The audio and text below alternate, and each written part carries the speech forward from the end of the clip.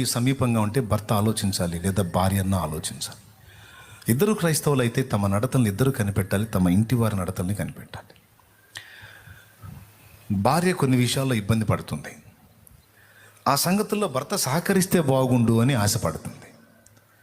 ఆమె ఏ విషయంలో ఇబ్బంది పడుతుందో ఆమెని భర్త కనిపెట్టాడు. కొన్ని విషయాల్లో భర్త ఇబ్బంది పడుతుంటాడు. ఈ విషయంలో నా భార్య ఇలా సహకరిస్తే బాగుండని కోరుకుంటాడు. కానీ దానికి భిన్నంగా ఏం ప్రవర్తిస్తూ ఉంటుంది. ఆయన ఏ విషయంలో ఇబ్బంది పడుతున్నాడో, ఆయన ప్రవర్తన ఏంటో, ఆయన ఏ టైంలో ఏది కోరతా ఉన్నాడో ఆయన గుర్తుపట్టదు. దానివల్ల అతను ఇబ్బంది పడుతూ ఉంటాడు.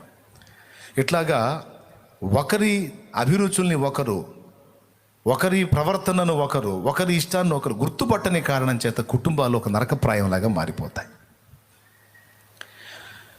భర్త అభిరుచిని గుర్తెరిగి కనిపెట్టి ఆయన ప్రవర్తనని, ఆయన నడవడిని గుర్తెరిగి భార్య నడుచుకుంటే గొడవ ఉండదు. భార్య ప్రవర్తన, భార్య నడవడిని భర్త గుర్తుపట్టి ఆయన జాగ్రత్త పడితే గొడవ ఉండదు. పట్టించుకో వాళ్ళ నడతలే వాళ్ళు పట్టించుకున్నప్పుడు ఇక పక్కన వాళ్ళ నడతలు ఏం పట్టించుకుంటారు? ఇక పట్టించుకుంటారు. ఏంటో తెలుసా? అన్ని రంధ్రాలే. అసలు ఆయన అట్టుండొచ్చా? ఆయన అట్టుండొచ్చా? అనయ్య చెప్పు, నువ్వు చెప్పు. బైబిల్ ఏం రాస్తుంది? భర్తలారా మీ భార్యలను ప్రేమించండి ఉందా లేదా? మరి ఆయన ఎట్లుంటాడు అన్నయ్య? కాదన్నయ్య, కదిలితే బైబిల్ తీసుకుంటాడు, చర్చికి వస్తుంటాడు, నేను కూడా వస్తుంటాను అనుకో. మరి వాక్యం చదువుతున్నప్పుడు వాక్యం ఏం చెబుతుందో వినాలిగా. ఏమని చెప్పాడు? భార్యలారా అందేమా, భర్తలారా మీ భార్యలను ప్రేమించమన్నాడు కదా. అడుగన్నయ్య, ప్రేమించాడు, అడుగు. అమ్మా బంగారం, మా తల్లి కదా తల్లి, ఆయన వచ్చిన నీకెందుకమ్మా? ముందు నీ వచ్చిన నువ్వు నెరవేర్చావమ్మా. నీ వచ్చిన నువ్వు నెరవేర్చి ఆయన వచ్చిన ఆయనకు చెప్పమ్మా. అది అమ్మ మన కంట్లో దూలం తీసి పక్కాడి కంట్లో నలుసు తీయటం అంటే.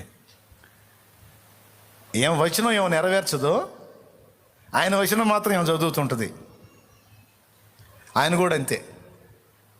అనా శాలేమన్నా ఏమనుకోవద్దు, బైబిల్ ఏముందన్న మనోడైతే రెఫరెన్స్ కూడా ఎఫ్ఎస్సి పత్రిక 5:22 ఏముందన్న? ఏముంది తమ్ముడు? స్త్రీలారా మీరు మీ స్వపరుషులకు ఏమన్నాడన్నా? అడుగన్నా, లోబడిద్దే అడుగన్నా. అయ్యా మరి నీవు వచ్చిన సంగతి ఏంది? అది కాదన్నా. మామూలుగా ఇప్పుడు మామూలుగా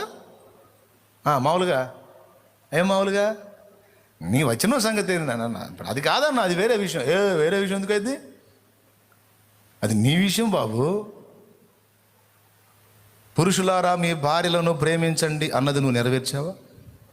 ఒకవేళ పురుషులారా మీరు మీ భార్యలను ప్రేమించండి అన్న వచనం నువ్వు నెరవేరిస్తే ఆమె నాకు లోబడుట లేదు అన్న కంప్లైంటే ఉండదు.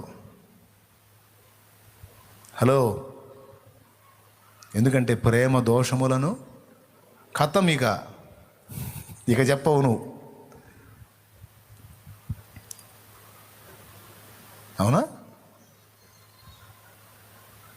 మరి చెబుతున్నావంటే, చీటికి మాటికి ఏమి తేడా అంటున్నావంటే నీకు ఇచ్చిన వచనాన్ని నువ్వు వదిలేసావు. నువ్వు నిజంగా ప్రేమించువాడవైతే, నిజంగా ప్రేమిస్తే ఆమె దోషాలు అవతల వాళ్ళకి కనపడుతున్నా నువ్వేమంటావు తెలుసా? పోనీ తెలిసిందైతే అట్లా ఎందుకు చేసేది? తెలియదు, అంత మెచ్యూరిటీ లేదు, అంత ఆ ఎదుగుదల లేదు, మానసిక వికాసం లేదు. చిన్నది పోనీ అనగలుగుతావు. నీ వచనం నువ్వు తీసుకుంటే, ఆమె వచనం ఆమె తీసుకుంటే, పోనీ అన్న ఆయన ప్రేమించినా ప్రేమించకపోయినా నా భర్త, ప్రభు నాకు చెప్పాడు నువ్వు లోబడమ్మా అని. అంతే అన్నా, నేను లోబడతాను. పర్వాలేదన్న, ఏమైంది? ఆయన ప్రేమించకపోతే ప్రభు నన్ను ప్రేమిస్తున్నాడు, పర్వాలేదులే అంటే ప్రేమగా మాట్లాడటం చేత కాదు కానన్నా, మరి నాకు అన్నీ ఆయనే కదన్నా తెచ్చి పెడుతున్నాడు. కాకపోతే ఆ ప్రేమను వ్యక్తపరచడం తెలీదు. కొంతమంది పాపం జెంట్స్ కదా ప్రాబ్లం ఉంటుందండి. ప్రేమ ఉంటుంది కానీ దాన్ని నెగిటివ్ రూట్లో చూపిస్తూ ఉంటారు అన్నమాట. అర్థమైందా? అంటే వ్యతిరేక దిశలో చూపిస్తుంటారు. ప్రేమే మళ్ళీ పాపం. ఇప్పుడు బయట నుంచి ఎవరో ఒక వ్యక్తి వచ్చారు. ఆ వ్యక్తి మాటలు విని ఈమె మోసపోతుందేమో అని ఇతనికి భయం. అప్పుడు దానికి ప్రేమగా చెప్పొచ్చు, నమ్మొద్దు, అట్లా ఎర్రి కేకలేసి గందరగోళం చేస్తాడు. ఈ యొక్క దడ వచ్చేస్తుంది, టెన్షన్ వచ్చేస్తుంది. ఏం జరిగింది, ఎందుకండి అంత అంత హడావిడి? అరే ఎందుకండి అంత ఊగిపోతారు, ఏంటి, ఏం జరిగింది? ఇంకా కేకలేస్తూ ఉంటాడు. 1-2 దెబ్బలు కొడతాడు. చివరికి ఏమేమనుకుంటుంది, వీడికి నేనంటే ద్వేషం, కొట్టాడు. కానీ జ్ఞానవంతురాలు ఏమనుకుంటుంది తెలుసా, వివేకవంతురాలు, ఆయన నన్ను ప్రేమించాడు, అవతల వ్యక్తుల చేతుల్లో నేను పడకుండా ఉన్నట్లు నన్ను అలాగా ఇబ్బందిగా చేశాడు, కానీ వాస్తవంగా నా మీద ద్వేషం లేదు. ద్వేషం ఉంటే నాకు అన్న వస్త్రాలు ఇవ్వడుగా, నా కోసం శ్రమ పడడుగా, నాకు కావలసిన సమస్తం సమకూర్చడుగా.